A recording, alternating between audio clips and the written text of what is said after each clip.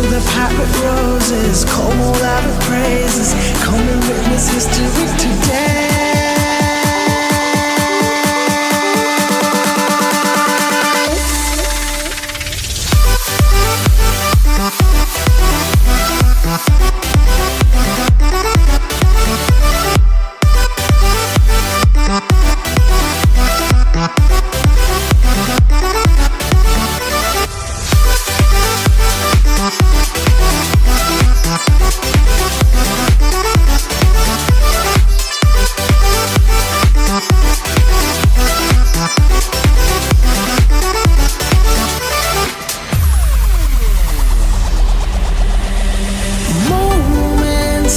Chose us, my friend. Close they got us. These moments, my friend. Wisdom, love, courage, kindness you carry, nourished our belief in you. Diamond Jubilee, here it comes a glee, giving a chance to thank you.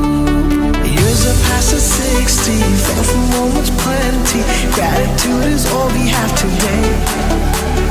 Fill the pot with roses, comb all out the praises. Come and witness history today.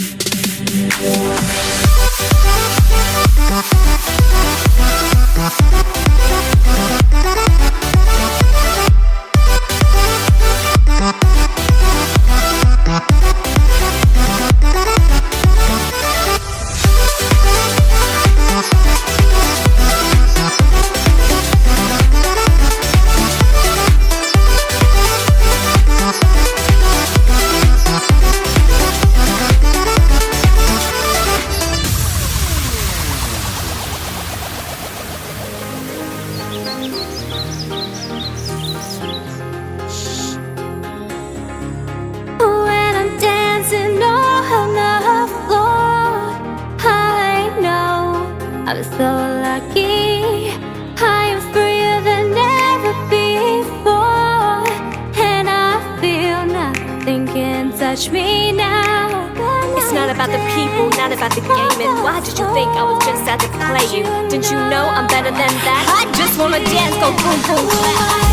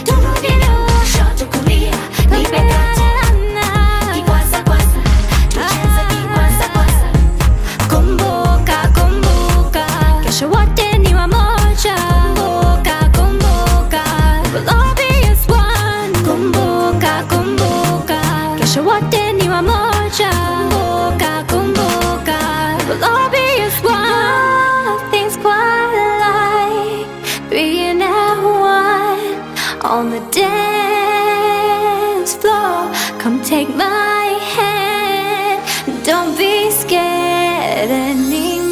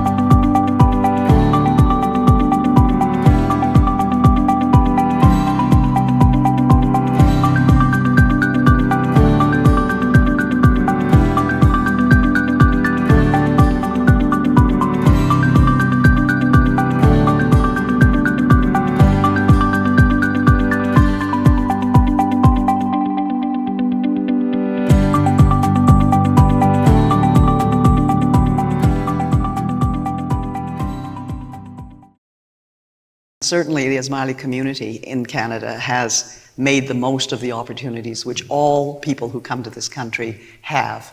That is the reason why I think people understand once they get here that their lives are going to be different. And that's one of the interesting things too about what you talk about to the Jamaat, the community. And I think something that people should realize in the rest of Canada, that you have your community and it's very important, but that you emphasize how important it is to be part of the world outside your community. And why do you do that? Well, I have to go back to 1957. In 1957, many of the countries where my community was living were colonies. And those countries needed to go through the process of independence, needed to find the pathways forwards towards peace, towards development. And I've asked myself, how do countries achieve that? And if you go back to 1957, you look at the map of our world and you try to define where all these countries that have now become independent have created opportunity. I think one has to say that that has not been very successful. What have been the barriers? What are the barriers? Oh, I think there's a multitude of barriers. First of all, I suppose natural resources would be a major issue. The second would be the level of human ability within a given country, whether it has the human ability to develop its resources, to build opportunity. So in that sense, we're looking at processes of change, and they have occurred. They have occurred. There are today countries of opportunity which either didn't exist or one wouldn't have thought of as being countries of opportunity in 1957 when my grandfather died. And that's changed. That's changed. Well, you have had a lifetime of opportunity to see that. It's very rare to meet somebody who's had such an effect on the world, not only on a group of people, but in the world, because that's what you've made it, in 60 years. Next year will be your 60th anniversary as Imam. And in 60 years, you have seen development, you have made development happen, you have made resources available to places where there were absolutely no resources. And in doing that, it can't have been easy to decide where that would happen, to decide who would be the collaborators, to bring along people who could understand and have the capacity to help with that development. How did you go about doing that? I think what you try to do is look at circumstances on an ongoing basis, and then you work through what I would call predictability. And you try to project into the future what countries have the ability to follow the path of peace and development, and where there are situations which are potentially difficult. And that, of course, is something which changes practically every day. And, of course, it's changed a lot since 1957. And they didn't teach you that at Harvard. I'm not sure what they taught me at Harvard.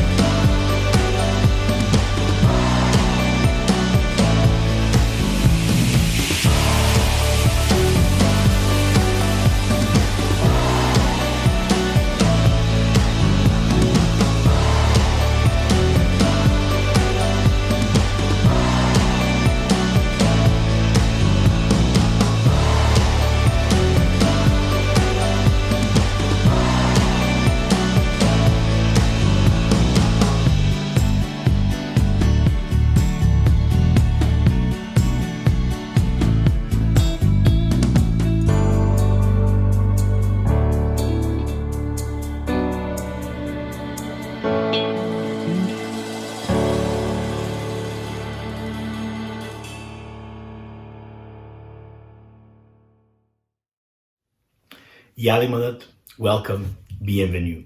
My name is Khalil Sharif, and I'm coming to you this evening from Ottawa, where I've crashed the studios of Friday Night Reflections and taken over the show on behalf of Aga Khan Foundation Canada.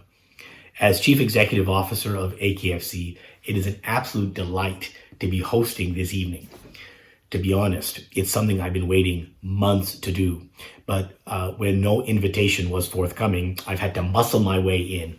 And I'm really happy to have done it for this episode, because tonight we're going to be celebrating a theme that is near and dear to my heart. And I know it's near and dear to the hearts of so many people watching. Our theme tonight is celebrating the World Partnership Walk. Its past, its present, and all the work around the world that it has enabled. Aga Khan Foundation Canada is commemorating its 40th anniversary this year. Over those 4 decades, AKFC has worked closely with our partners in the Aga Khan Development Network to invest in sustainable and meaningful change in the quality of life of some of the most marginalized communities in Africa and Asia. And during this time, we've built deep roots here in Canada. We've created award-winning programs to raise awareness about development issues among Canadians. We've architected agenda-setting partnerships with Canadian institutions to leverage expertise in support of our programs. We've created opportunities for young people to get exposed to some of the cutting-edge issues in development. And of course, we have enlisted the support of thousands and thousands of Canadians from across this country to fuel and finance our work. 35 years ago, a group of women leaders from the Jamaat came together to create a platform to kind of give back to the countries in Africa and Asia from where they had come.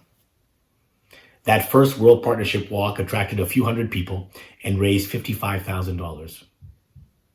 Now, 35 years later, the World Partnership Walk is a national institution. In 10 cities across the country, it has raised over $120 million.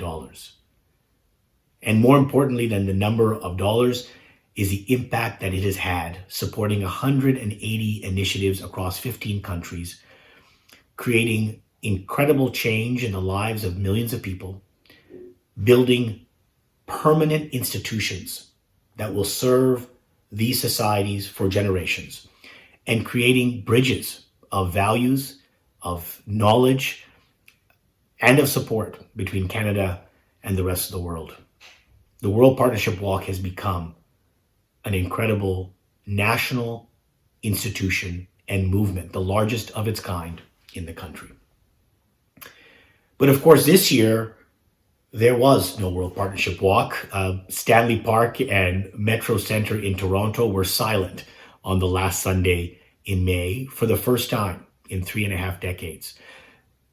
The parks in Victoria and in Edmonton and Calgary, in Saskatoon and Regina, in Kitchener, in London, in Montreal, did not host our families, our friends, our co-workers and our colleagues.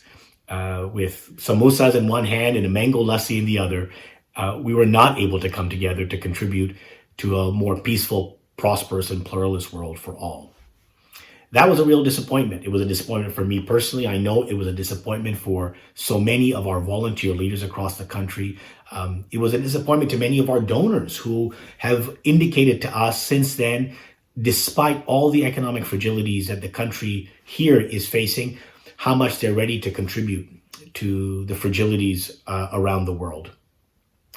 So today, I'm delighted to announce that we will be having a World Partnership Walk this year, but it'll be a virtual walk. Starting October 27th and going for 6 weeks, we're going to take people on a virtual voyage around the world to see some of the countries in which we work, the impact we've had, and our plans for the future. On December 6th, we will culminate with a virtual online homecoming event where we'll celebrate the contributions that Canadians have made to building these bridges at such a difficult time in the world. Over that 6-week period, we're going to be inviting all of you to register, reach out to your friends and colleagues to raise support for the work of the Aga Khan Development Network, to form a team at work or in your neighborhoods, and find a way to express your commitment in our effort to create a better life for all. Now, more on that on our virtual voyage to come later in the show. But first, we're going to start with a conversation I had earlier this week with two extraordinary colleagues of mine at AKF. Tini Sawhney is the Chief Executive Officer of Aga Khan Foundation, India. She brings to the role 25 years of experience in development, including at the front lines of rural India, working on agriculture and livestock issues among smallholder farmers. She was the Director of Programs at Aga Khan Foundation, India, and is now the Chief Executive Officer and is an extraordinary leader for us at AKF, but an extraordinary development leader in India more generally. And Dr. Claudia Hudspeth is AKF's Global Lead for Health. Claudia is a fellow Canadian, a physician by training and a public health expert who has worked for years with some of the most important global health institutions in the World Health Organization, UNICEF, and of course, even brings a history with the Aga Khan Health Service. We're really delighted and fortunate that she is serving at AKF at this important public health moment in our history. And I had a conversation with the two of them about the COVID crisis, how it's unfolding in all of our program countries, and how we're going to respond both immediately and in the months and years to come. After that, we'll have a segment called On the Walk, where we will remember some of our favorite walk experiences over the years and talk a bit about how we're going to adapt to a virtual walk this year. And we'll end with a sneak preview of our virtual voyage around the world before ending with a beautiful musical finale. So, I want to thank the Jamaati leadership and the council for allowing AKFC to share some of these ideas and thoughts and programs with you this evening. Grab your chai and your naan katai. I've always been waiting 8 months to say that. So grab your chai and naan katai, sit back, and enjoy this week's Friday Night Reflections. Tini, Claudia, thank you so much for agreeing to join us for this conversation at this difficult time. Tini, let's start with you in India. Tell us a little bit about the current situation of the COVID crisis in the country. What's the current state of things? So in India, we do have numbers that are rising. The current statistics are around 7.6 million COVID cases across the country. But given the total number of the population, that is a small, it's not such a huge number given the size of our population. We also have a very high recovery rate. Currently, it's almost 89%. And I think one positive thing that we have witnessed over the last few weeks has been a steady decline in the daily numbers. However, that said, there have also been newspaper reports very recently saying that perhaps India has reached its peak and we will see a decline going forward. There was a newspaper report just today that spoke about almost 30% of the population already having antibodies. However, we are moving into the festive season. This is the current time of what we call the puja celebrations across India. And this is the time when many people go to markets for shopping and things like that. And about 3 weeks later, we will have our festival of Diwali. And therefore, there is need for utmost caution at this point of time in terms of adhering to all the precautions. We had our Prime Minister speak to the nation this evening, and he also reiterated the need to adhere to all the COVID-19 precautions, particularly around physical distancing. So yes, the situation is worrying in terms of the increase in the numbers and a certain fatigue setting in among the population, and therefore a laxity in terms of wearing of face masks and physical distancing. So I think the importance for us is to continue to reinforce these messages. Claudia, India is clearly one of the places where AKF and the AKDN have a presence, but we are present in many other geographies.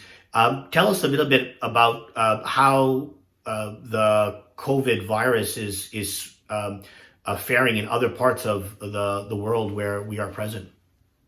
Thanks, Khalil. I think probably many people were very concerned at the beginning where we saw numbers really rising and we didn't see how that would trend over time. And I think we had the first wave and numbers certainly went up, and AKDN were able to put systems in place and scale up testing and scale up access to care and treatment. And so following that, we've actually seen the numbers decline following the initial peak in many of the other areas, unlike the situation in India, obviously. So in Pakistan, we've seen a flattening of the curve to a certain degree, and in Afghanistan and East Africa, very similar. I think part of the, a little bit of the surprise to us has been that we saw a spike in cases, but the decline, and like many other countries that are starting to reopen their economy and get kids back in school again, we're starting to see a rise of cases again, but not at the level of the steepness of the curve that you're seeing in some other parts of the world. And so that's a little bit surprising to us, but probably something related to underlying protection of the communities in terms of their disease profile, and also precautions that have been put in place, and perhaps even some immunity that exists within the community itself. And so it hasn't been as severe in some of the areas as we expected, but it's still having a significant impact on those populations. And Claudia, can you say a little bit about, from the health perspective, how we have sought to respond across all the geographies where we're present? What have been the key priorities to deal with this as a health crisis?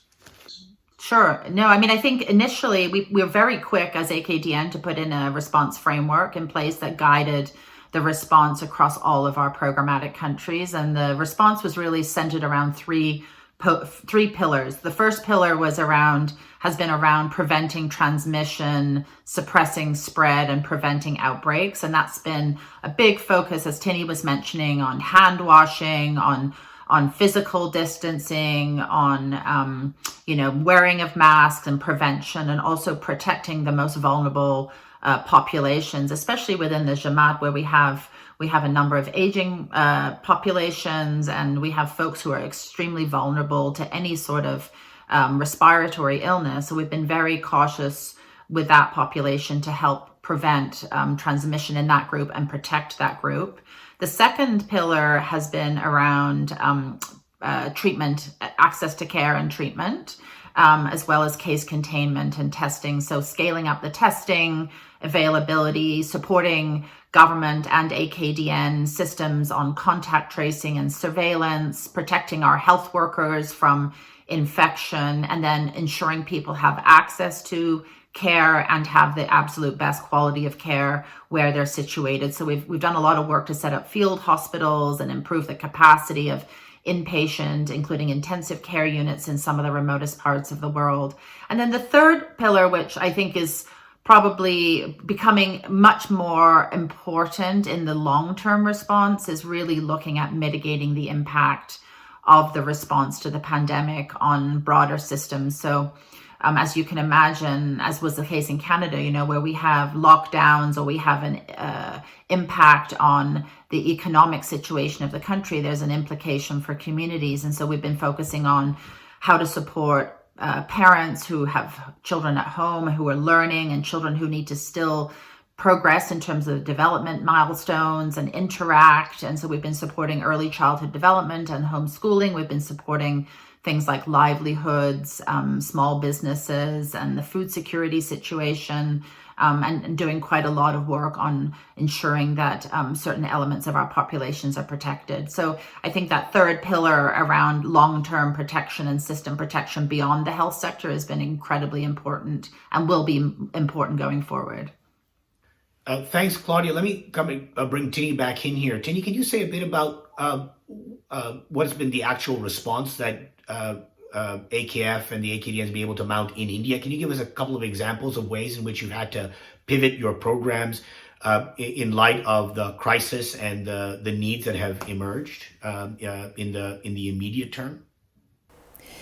So, I mean, the three pillars of our COVID-19 response that Claudia mentioned. So immediately when, the crisis started, when we had, when the lockdown was enforced, which was towards the end of March, the first priority for us was how do we were not able to really visit our program areas. So how would we understand how our communities were actually faring? So one of the first activities that we actually did was to launch a phone survey to actually understand what are the challenges, what are the immediate challenges that our communities are facing across our geographies, and therefore how do we respond.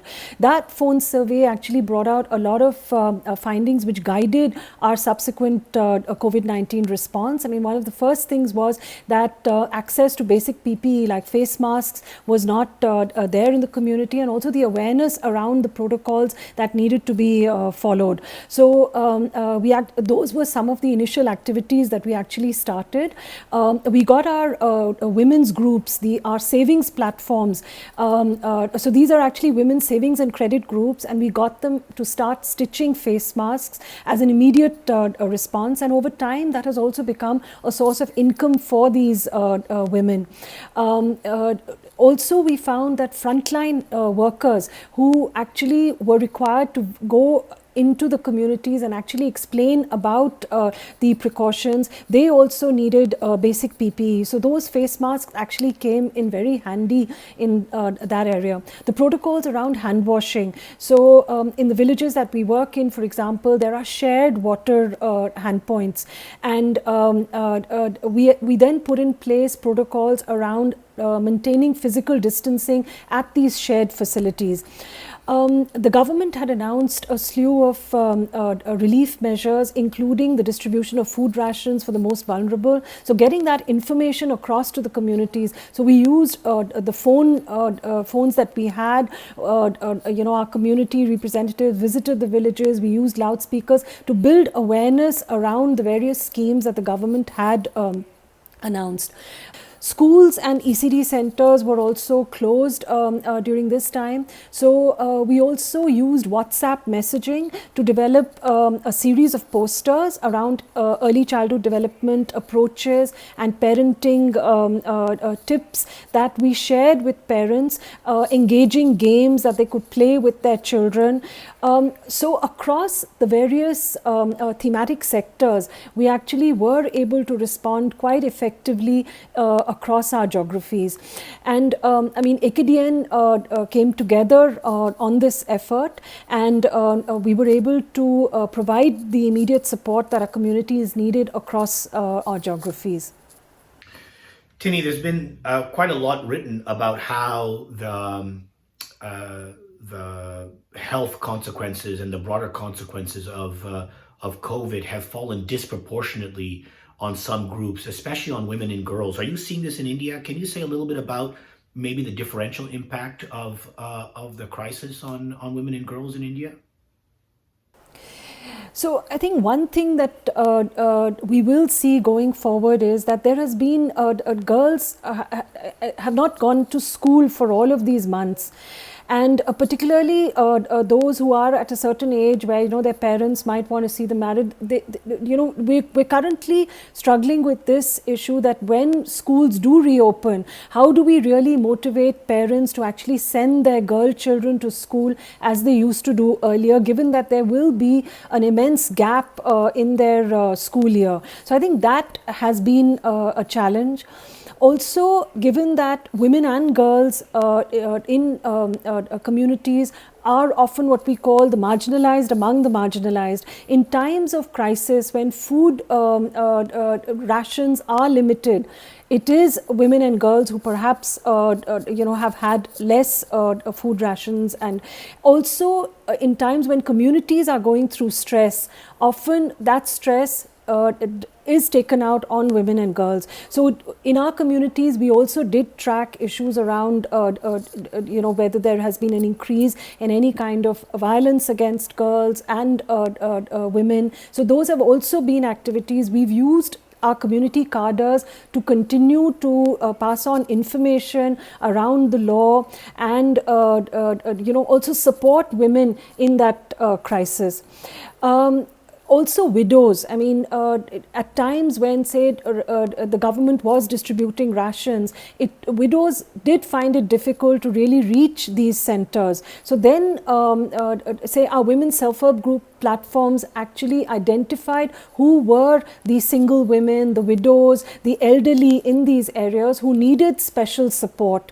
So I think that we've been able to use very effectively the very strong foundation of community institutions that we had in these areas to be effectively able to respond, and to also respond in particular to the needs of the most vulnerable. So I think that has been a positive. We've also seen community institutions go out of their way to ensure that, say, their members who were among the most vulnerable were able to get access to food rations and other entitlements. Claudia, let's talk a bit about the longer term here. I mean, the immediate crisis has been obviously serious and has required the kinds of responses that you both have talked about.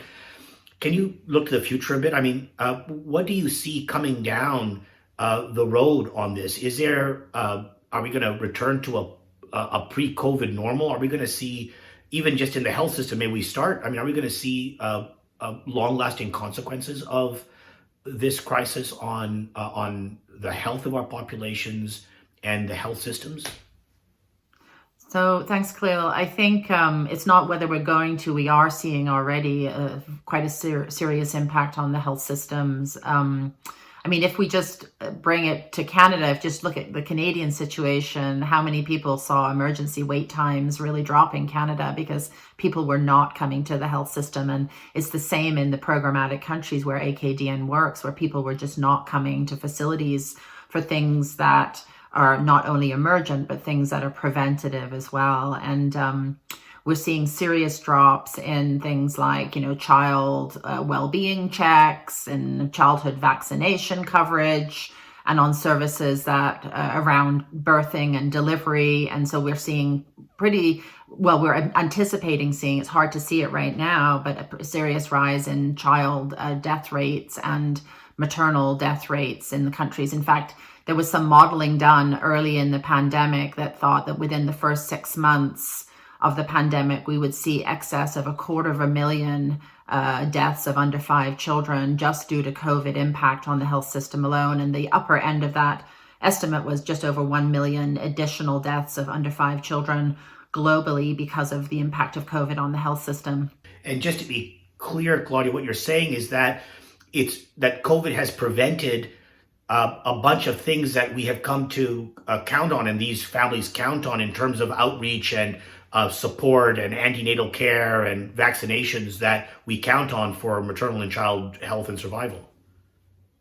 Exactly. I mean, most of the systems that we put in place in developing countries are very much focused on preventative care. So like you say, pregnant women come in for regular checks, at least 4 visits and up to 8 visits during their pregnancy. A lot of those visits are either not happening, or the outreach service that people rely on, where the nurses and midwives come into their community, are also not happening, because we're both preventing transmission in our health workforce by reducing contact. I mean, almost all of the gains that we had made over the last 10 or 15 years are being reversed. We're seeing in the last month, I would say, we're seeing some improvement in that trajectory and some reversal. So we're now kind of trying to get back up again in terms of our vaccination numbers, and we're starting to see people come back to facilities and start to use the services that are so critical to reduce some of the morbidity and mortality rates. And so hopefully we'll start to reverse those losses and improve. Tini, presumably this crisis is become now an educational crisis, it's become an economic crisis. Look forward for us over the next kind of 3 to 5 years. What do you see as kind of being the most important, long-lasting, non-health consequences of what we're going through in India? So I think, if we just go into the genesis of a coronavirus, how did it happen? I think issues around the environment, how we interact with the environment, and how we really center stage the concept of One Health. I think that's going to be something that is going to be very important for us, and something for us to really put into our programming. Healthy environments, healthy livestock, healthy humans, and all of those linkages. Because across our work, there is so much dependence of us on the environment. So how do we really protect the environment and ensure that we are not adversely leading to that tipping point in terms of environmental degradation. So I think issues of climate change, of environmental regeneration are going to be very important going forward, and the interlinkages between environments, the livelihoods that we follow, and our own health. I think that's going to be very important, and something definitely for us to keep in mind in our programming. Also in terms of education, the whole digital process, there's been a lot of focus on using digital platforms to actually reach children, to reach those who are unreached. But whatever it is, we are going to see some people who will not be able to access digital platforms. So how do we really reach them as well? In the states that we work in, migrant remittances are a very important part of household income. So we also had a large number of migrants who actually returned back to their villages because of the lockdown. There were no jobs in the cities that they'd gone to. So another idea that is assuming importance is how do we create more job opportunities closer to where people actually live? So do they really need to go so far in search of work? Can we bring processing facilities closer to production centers? Like say in some of our areas where a lot of tomatoes grow, can we bring in processing facilities there and create jobs much more in the local area? So I think that's another thing that particularly from our context is something that is quite important. But I think these months, just related also to what Claudia said, have also seen a lot of innovation, have seen a lot of people stretching themselves beyond their comfort to really reach out to communities. So I think those would be some of the aspects that we will need to keep in mind going forward. I wonder if we might end with a bit of a personal reflection, Tini. I mean, this is what a time to be in a position of responsibility and leadership in development. Can you say a bit about how has this felt personally as a leader in India tackling these issues? Can you say a bit about I guess your own personal journey and how you feel that maybe AKF and your role is kind of well positioned to now to deal with the challenges you've enumerated in the future? So I mean, just reflecting back and, the COVID-19 pandemic, I remembered just before the lockdown happened, I was actually traveling to one of our states, and on the way back, we heard that perhaps at airports there would be some sort of screening and things like that. But we felt it wasn't something that would stay for so long, that, this whole working from home would almost become, a pattern. We'd never really faced that. I mean, going to the office was such a part of our routine, and then having to move to say meetings on your laptop all the time, and just trying to ensure that our COVID-19 response was happening. We'd given a commitment to our national committee here that no household in our geographies would go hungry. And really happy to say that our team was very careful to adhere to that commitment that we had made. So across our geographies, we were able to ensure that no family actually did not have access to food. So I think it was keeping in touch with the team remotely on a regular basis. That initially was a challenge. We were not very used to this way of working. And then gradually, as things opened up, ensuring that all of our offices maintained the protocols that were required, that we kept track of all of our staff when they were going into the field and returning. So I think those were some of the challenges. Also, where our team members did contract the disease, what was the support that we could provide to them? What was the reassurance that we could give to their families? I think that was something very important. So I think as a team, we have come through this much stronger. There's a much stronger reaching out as well. And I mean, they always say that in difficult times, you do tend to come closer. And I've really seen that happen with our team here, with other colleagues at AKDN. So there was a lot of sharing with other AKDN institutions as well. How are you happening? So there were many calls that we did have. So I think that has been something that, we have all felt. I mean, in terms of my own personal journey, I mean, working in development was not something that I had initially planned. So I've done my graduation in economics, and I was set to say, all right, do my master's in business administration. But I then joined an institute which is known for its work on rural management. And it was the first stint where I actually had to go out and live in a village for almost 2 months. That really changed my mindset, made me understand, the situation in our villages much better. And I think that's when I decided that this was something that I really wanted to do. I joined AKF in 2002, and it's been a wonderful journey since then.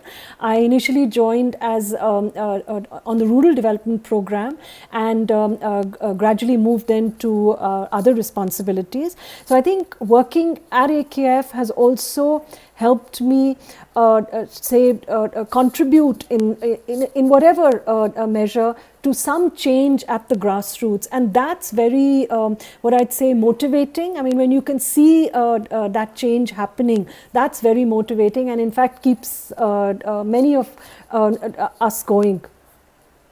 Claudia, you have been at the center of architecting AKF and the AKDN's response to the crisis. In a sense, it's a bit full circle for you in your career. Tell us a bit about how you're reflecting on your own personal journey as it's brought you to kind of confronting this crisis so clearly. Thanks, Khalil. I think it's been an amazing journey. I started with AKDN back in 2000, actually 20 years ago, and I was a fellow. I was a International Development Management Fellow with AKFC, and I spent almost a year living up in Gilgit and Chitral through the winter, and in pretty tough conditions, I would say, and got to know the health system. I worked with AKHS in rolling out the Integrated Management of Childhood Illness program, and got to know the system very well, the primary care system that's been so critical, and got to know many of the staff up there, many of the valleys and communities, and just how difficult it is to program in those areas. And so I feel like now, 20 years later, many of the staff are still there, and just having that in-depth knowledge about the landscape, the communities that we work in, not only in Pakistan, but also Afghanistan, Tajikistan, and East Africa, has really given me such insight into what's possible in the network, and just how much impact that we can have. And I think for me, one of the most beautiful parts of the response to this pandemic, of course, any pandemic would test anybody's system, no matter how perfect the system is. There's always going to be cracks. But the thing that's been just incredible for me is to see AKDN really come together as a whole, all the sectors. And COVID, as we know, the response is not just reliant on the health sector. We're looking at teachers and schools and civil society organizations and the savings groups and the economic aspect of things, and the Jamati institutions that have been so critical to getting the word out. And it's just been absolutely amazing to see people coming together and aligning all the efforts around the response framework, and just seeing the magnitude and power of the AKDN brought together in one holistic response effort. It's just been absolutely incredible. So I'm very grateful. I mean, it's been an amazing journey. I started 20 years ago. I didn't stay with AKDN all those 20 years. I worked with the UN, with UNICEF. I worked with World Health Organization and other actors. And I found my way back to AKDN in 2017. And so it's been both a culmination of 20 years of my career, but also I've been in AKDN again now for 3 years in this last effort, and it's been absolutely amazing to see the organization really step up and be able to respond to the pandemic in a very holistic way. Thanks so much, Khalil, for having us on the show. We really enjoyed all the questions and responding, and this opportunity to share some of the work that we've done. But you've been asking us all the questions, Khalil. So could I just ask you a question as well? Sure. Yeah. So Khalil, could you tell us a little bit about your journey at AKF and the work that you've been doing? You've been such a fabulous leader, someone we look up to. It's always amazing to hear you. So just tell us a little bit about your journey, Khalil. Oh, Tini, well, look, thank you. That's very generous. I have to say, like the both of you, I mean, I think the COVID crisis has come to us unexpectedly and has challenged all of us in such incredible ways. I think, I've been now with AKF for 15 years. And one of my big reflections over the last 6 months, like I think both of you have suggested, is the incredible way in which the entire system, the entire Aga Khan Development Network system has come together with such focus and with such commonality of purpose. And that's been very inspiring. It's also been extraordinary to see how many people, individuals and institutions have come forward, even at a time when it has been so economically difficult in this part of the world, who have stepped up with openness, with generosity, with extraordinarily big hearts to figure out ways and ask for ways in which they can contribute to a global response. And I think that's been very inspiring for me. And in a sense, it's been something that has reminded me of one of the great principles of work that I realized very early on when I joined AKF, which is this idea that we're all in this together. The extraordinary interdependence of our world. I mean, the thing that compelled me to come to join AKFC 15 years ago was His Highness's extraordinary vision that we are living in a time of deep interdependence, and that we had to act on the understanding of that interdependence by actually contributing to each other, by, as he said, building bridges that unite to replace walls that divide. And if the COVID crisis has reminded me of one thing, it is that our interdependence is more true today than it has ever been. And our ability now to come together, not only in our cities and in our provinces and in our countries, but indeed around the world, is going to be what will bring us out of this crisis with a sense of hope and optimism and confidence in the future. And I do think that the Aga Khan development institutions are ready and best beautifully positioned to do this with the support of all the people who have been contributing and providing so much support to us over the years. Thank you so much for that, Khalil. I mean, that was so beautifully said. I mean, those bridges, that's what's going to get us out of this situation, and just being able to depend on each other. I think so. Thanks so much. Another very inspiring message, Khalil. So thanks so much for that. Tini, Claudia, thank you. Thank you so much for the leadership that you are both exercising on behalf of AKDN in the service of all of the communities and people who we exist to serve at this very, very difficult moment. And thank you also for your time and sharing your wisdom and your insight with us this evening. We are sending lots of wishes and prayers for your continued success in this important effort, as you have said, in the immediate wake of this situation, but also over the coming months and years as we work to support our communities to build back in a stronger and more resilient way in the time ahead. So thank you both for joining us tonight. What a great conversation with Claudia and Tini. Thanks to them both for sharing their wisdom and their insights with us this evening. Let's now hear from some of your favorite memories of walks from the years past and how you plan on participating virtually this year. My name is Ryan. And I'm Kyle. We live in Edmonton. We've been participating since we were born. I remember participating in walks as a family with my 2 young daughters in a double stroller in the late 80s. This is Arya, and she's my walking buddy for the day of the walk. Every year, she comes out with us. My journey or connection, I would say, with World Partnership Walk I would say, came much earlier in the form of Aga Khan Foundation.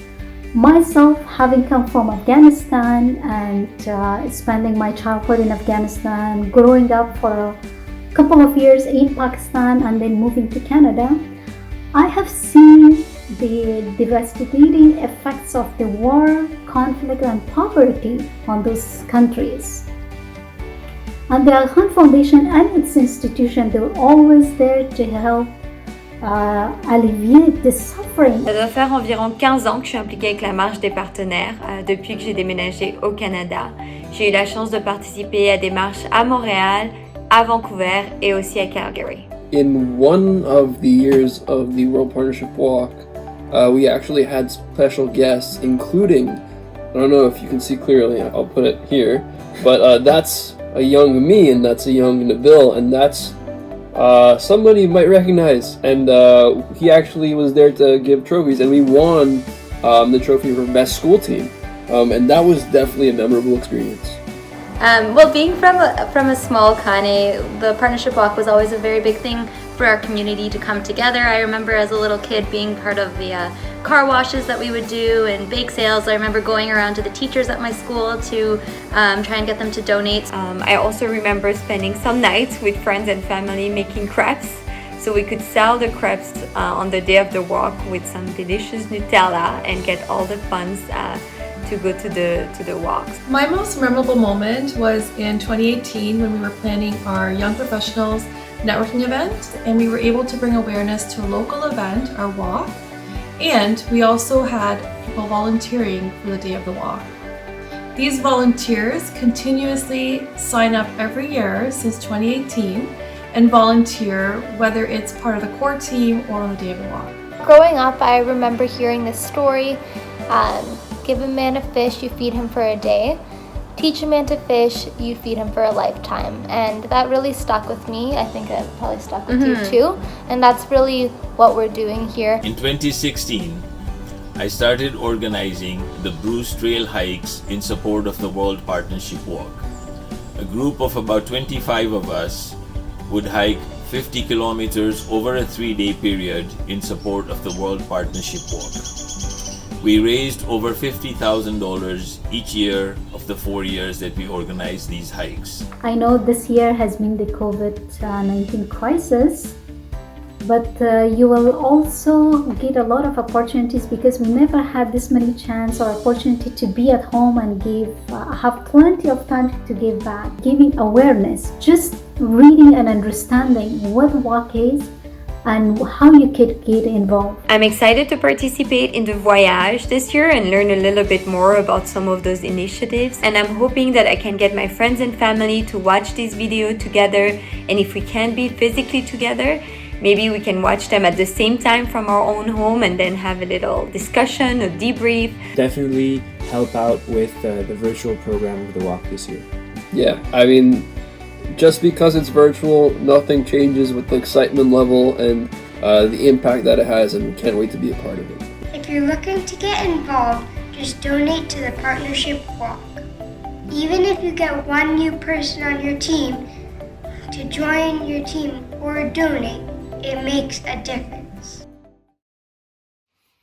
And finally, we're going to conclude this evening's episode with a sneak preview of what this virtual voyage will look like and how we're going to use all the marvels of digital technology to discover how AKFC is working with communities around the world to fight global poverty and to deal with the fallout of the COVID crisis that has engulfed the world.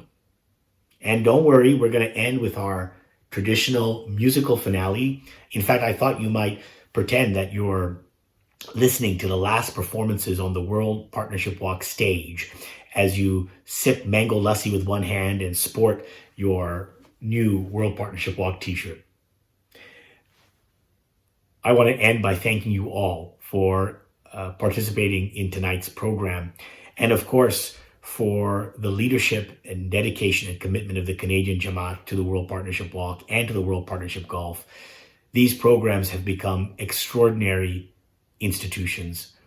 They have not only provided support for our programming, they have enlisted thousands of Canadians outside the Jamaat, and in doing so have become really national movements. And that's something of which I think we should be very, very proud. And although we won't be together in person at these iconic locations across the country, we are confident that we will find a way to harness that same spirit, that same ethic that drives us every year to make a contribution to the world, and find it this year in this virtual voyage. And I look forward to your participation, to your support, and to your leadership as we deal with a difficult time in the world and the opportunities that it creates to contribute. Thank you. Good night.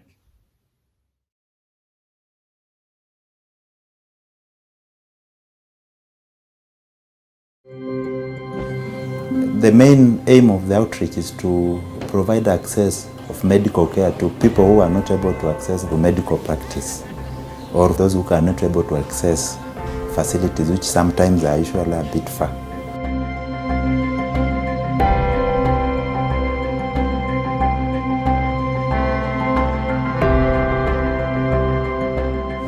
Natara na ire wana utara uchapaka.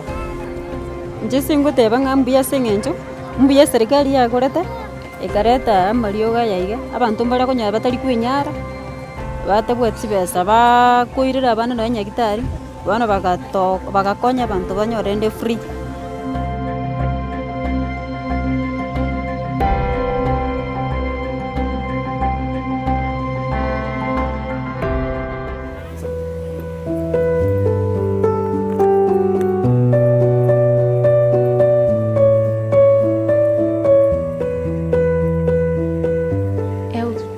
Decidi ser uma enfermeira da área de saúde materno-infantil para salvar vidas das mães grávidas, assim como dos recém-nascidos.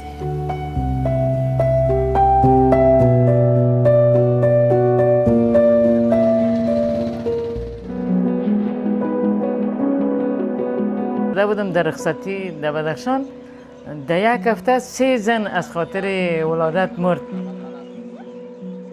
او مرا وادار به این کرد که من باید بخش نسای ولادی را خوب دقیق بخوانم، کار کنم و بعد بیایم در اینجا.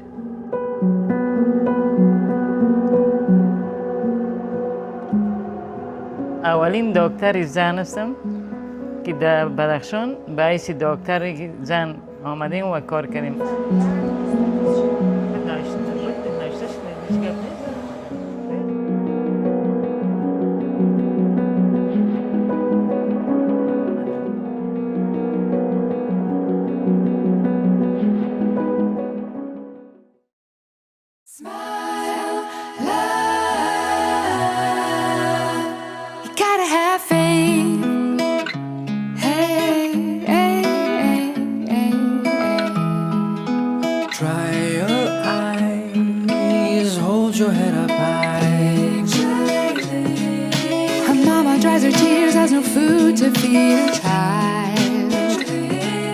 A child who dreams big turns to violence to survive.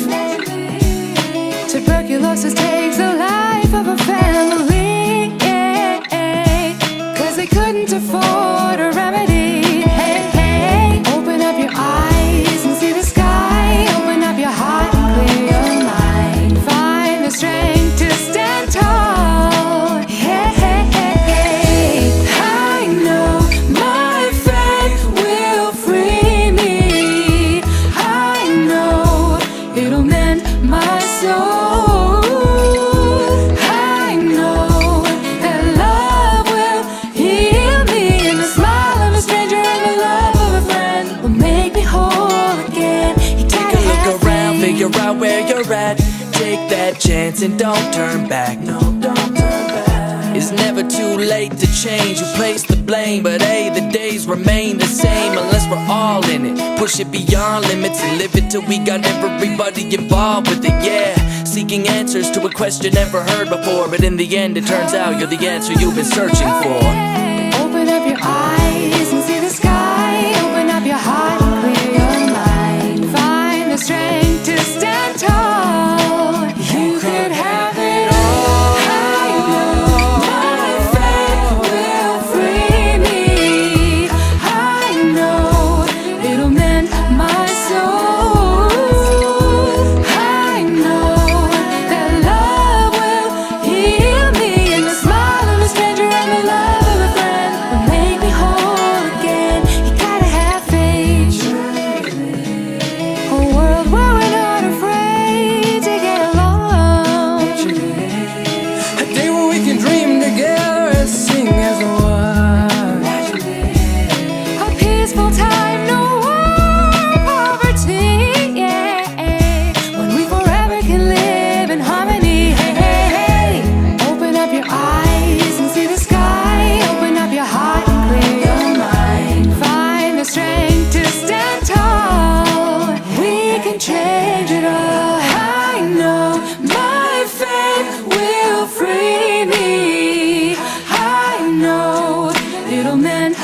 soul.